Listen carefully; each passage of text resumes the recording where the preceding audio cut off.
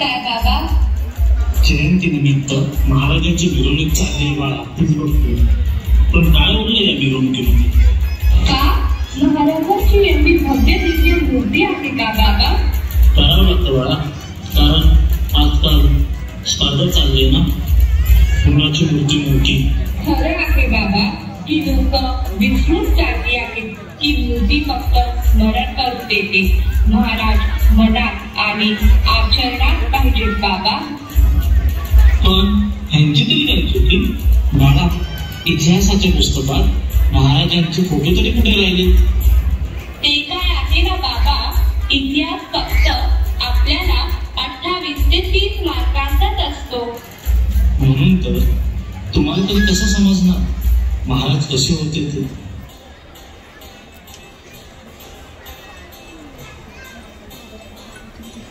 na na na na na na na na